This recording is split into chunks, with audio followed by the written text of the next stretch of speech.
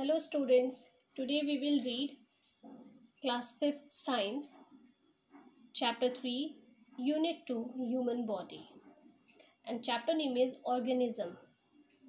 After reading the chapter you will be able to know about means chapter पढ़ने के बाद आप ये बता सकते हैं, आप जानोगे कि सेल क्या होता है, how cell get energy, life of cells, tissues, organ and organ system.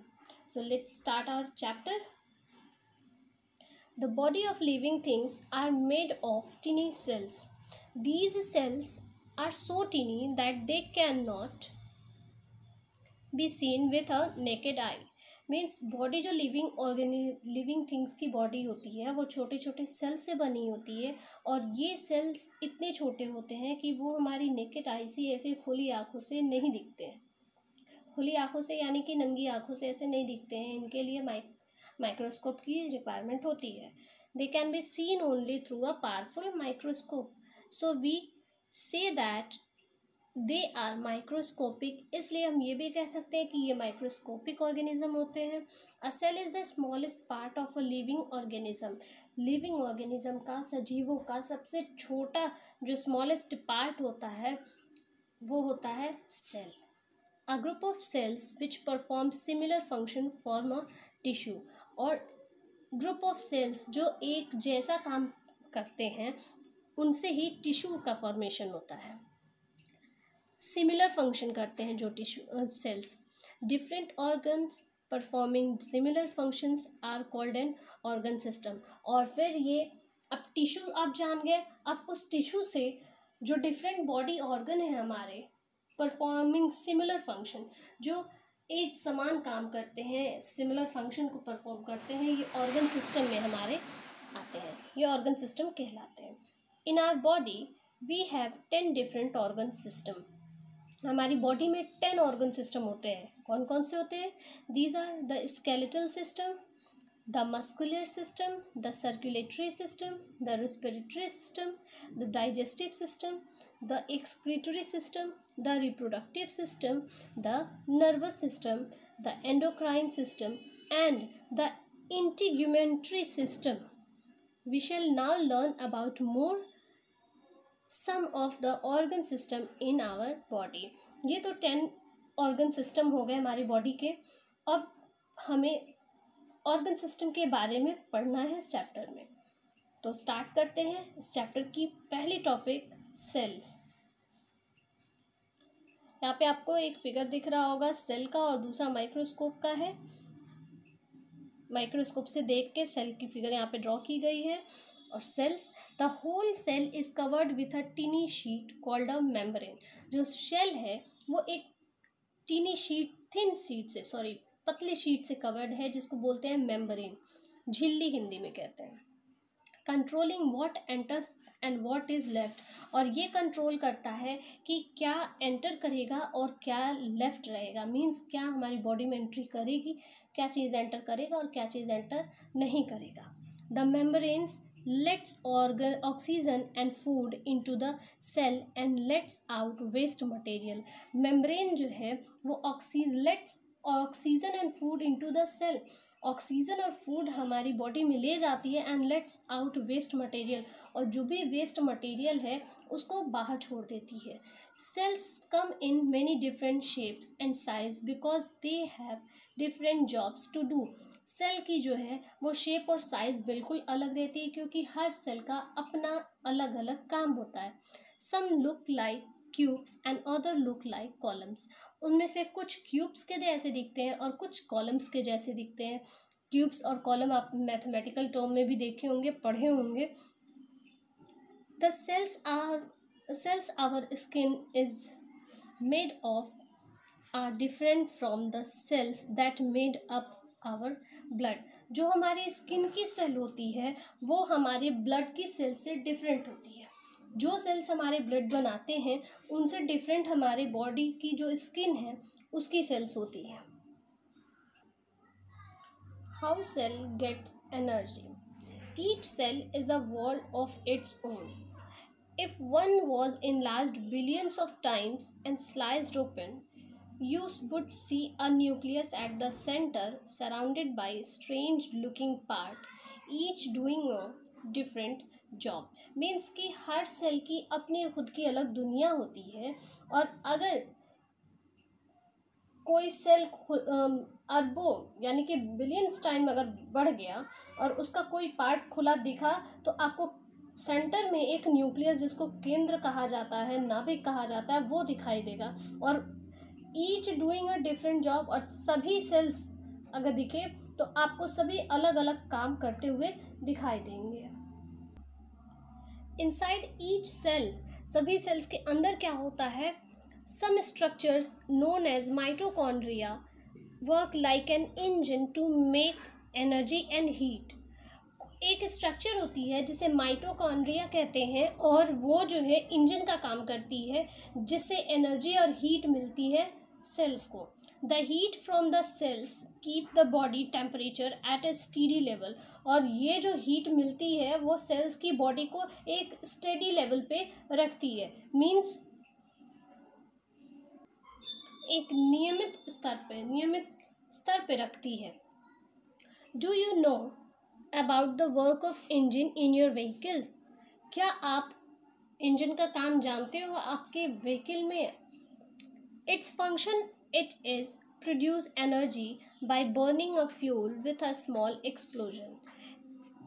Engine का काम क्या होता है कि its function is to produce energy, energy produce करने का काम करता है by burning a fuel with a small explosion. एक छोटा सा स्मॉल एक्सप्लोजन होता है, विस्फोट होता है, जिससे बर्निंग अ फ्यूल, उसकी ईंधन जो है, फ्यूल जो है, वो बर्न होती है और एनर्जी आपकी व्हीकल को मिलती है। This energy helps the vehicle to move, और उसी एनर्जी से फिर आपकी व्हीकल मूव करती है। Our body works in a similar way, और ऐसे ही सेम हमारी बॉडी भी काम करती है। The nutrients are the fuel for our cells, और जो न्यूट्रिएंट हम लेते हैं वही न्यूट्रिएंट हमारे सेल्स के फ्यूल का काम करती हैं। We know that our blood picks up oxygen from our lungs and nutrients from our digestive tract. हम जानते हैं ये कि our blood pick up oxygen from our lungs, हमारा ब्लड जो है ऑक्सीजन हमारे लंग्स से लेता है, न्यूट्रिएंट लेता है फ्रॉम आवर डाइजेस्टिव ट्रैक्ट, और न्यूट्रिएंट हमारे डाइजेस्टिव ट्रैक्ट से, यानी कि जितनी भी डाइजेस्टिव ऑर्गन में जितनी भी पार्ट्स हैं, डाइजेस्टिव ट्रैक्ट है हमारे, उससे न्यूट्रिएंट लेता है। The blood carries the nutrient and the oxygen to our cell, और blood जो है carries the nutrient and oxygen to our cell। यही blood न्यूट्रिएंट और ऑक्सीजन हमारे सेल को देता है। The cells combine them to make a chemical reaction. This reaction produces heat and thus out body gets energy to perform various jobs। और फिर यही cell को जो न्यूट्रिएंट और ऑक्सीजन मिलती है, तो एक केमिकल रिएक्शन होता है, दोनों मिक्सअप होके केमिकल रिएक्शन करती हैं, और जब केमिकल रिएक्शन होता है तो हीट प्रोड्यूस होती है, and thus our body gets energy to perform various job. और जब यहाँ पे प्रोड्यूस हुई हीट, तो हमारी बॉडी को एनर्जी मिलती है अलग अलग काम करने के लिए। ये तो आपको पता चल गया कि सेल को एनर्जी कैसे मिलती है, कहाँ से मिलती है। अब लाइफ ऑफ सेल, सेल्स की लाइफ कितनी होती है? Cells do not always live as long as we do. Many cells die during our lifetime and are continually replaced by new ones. Cells जो है, जितना हम do not always live as long as we do, जितना हम जीते हैं उतनी नहीं जीती हैं। कुछ सेल्स जो है वो लाइफ टाइम उनकी बहुत जल्दी छोटी होती है, मर जाती हैं, और कुछ जो है कंटिन्यू उनकी जगह पे नई सेल्स, न्यू वन आती रहती है। Cells keep splitting in our body as some cells die, other divide to make new ones to replace the dead cells. Cells जो है हमारी बॉडी में स्प्लिट करती रहती हैं, मूव करती रहती हैं। As some cells die, कुछ सेल्स जब मरती हैं, other divide to make new ones to replace the dead cells. तो दूसरी सेल्स क्या है, फर्स्ट को रिप्लेस, जो मर गई है उसको रिप्लेस करने के लिए ये डिवाइड होती हैं, न्यू सेल्स बनाती हैं. This means that all the cells in the body have the same instructions for life and can work together. इसका मतलब ये है कि सेल्स जो बॉडी में है सबके लिए सेम इंस्ट्रक्शन है और सब एक साथ मिलके काम करती हैं. The cells in our intestine and our skin only live for a few days because they are always being rubbed off. Means जो हमारे इंटेस्टाइन में और हमारे स्किन पे सेल्स होती हैं वो कुछ ही दिन जीवित रहती हैं, कुछ ही दिन जिंदा रहती हैं, बिकॉज उनको वो हमेशा रब होती रहती हैं, रगड़ खाती रहती हैं. But some cells like those in our brain are as old as we are and can't be replaced in case they are damage. Means अब उसके कंपैरिजन में देखा जाए तो कुछ सेल्स ऐसे हैं जैसे हमारे ब्रेन में है, जितने बड़े हम हैं, जितनी एज हमारी है उतनी पुरानी सेल्स हो गई हैं हमारी बॉडी की, ब्रेन की, कांट बी रिप्लेस्ड, वो रिप्लेस नहीं हो सकती in case they are damaged. Means वो जब डैमेज होती हैं,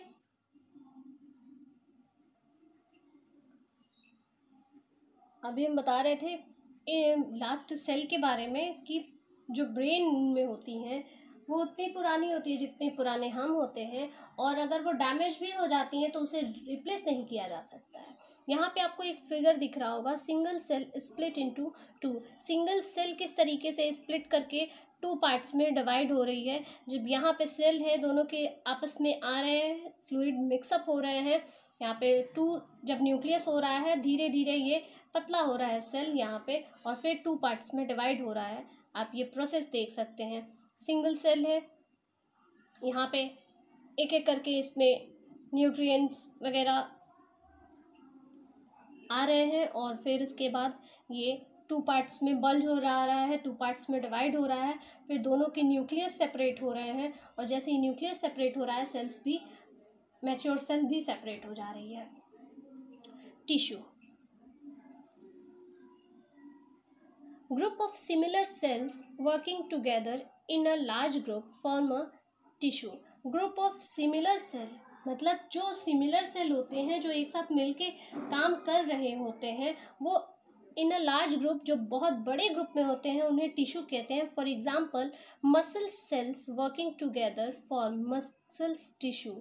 एग्जाम्पल के लिए मसल सेल्स जो हैं वो सारे सेल्स एक दूसरे के साथ मिल के काम कर रहे हैं, बहुत बड़ी ग्रुपिंग है, और इसे मसल टिश्यू कहेंगे. Different body tissues work together to supply food, oxygen and support to muscles tissue. अलग अलग बॉडी टिश्यू जो है एक साथ काम करते हैं टू सप्लाई फूड सप्लाई के लिए, ऑक्सीजन के लिए, और मसल टिश्यू को सपोर्ट करने के लिए. Since these fulfil their needs so they are able to perform special functions. Different tissues are made to perform different functions. और इससे ही हमारी जो स्पेशल फंक्शन है, हम स्पेशल फंक्शन जो अपना करते हैं, जो भी फंक्शन करते हैं बॉडी करती है, वो परफॉर्म कर पाते हैं. And different tissues are made to perform different function. और अलग अलग टिश्यूज जो है मिल के अलग अलग फंक्शन को परफॉर्म करते हैं. जैसे आपको ये फिगर दिखाते हैं, यहाँ पे एक फिगर है मसल टिश्यू का, और आप देख रहे हैं ये मसल टिश्यू है जो एक साथ कंबाइंड होके काम कर रहे हैं, और ये बने किससे हैं, छोटे छोटे सेल्स से बने हैं. ये नर्व टिश्यू है, ये भी छोटे छोटे सेल्स से बने हुए हैं. और यहाँ पे स्किन टिश्यू दिख रही है आपको, ये भी छोटे छोटे सेल्स से बनी है, परफॉर्म कर रही है अपना फंक्शन. ये आज के लिए इतना ही. नेक्स्ट क्लास में हम मिलेंगे विद द टॉपिक ऑर्गन. तब तक रीड करिए इस टॉपिक को. Thank you.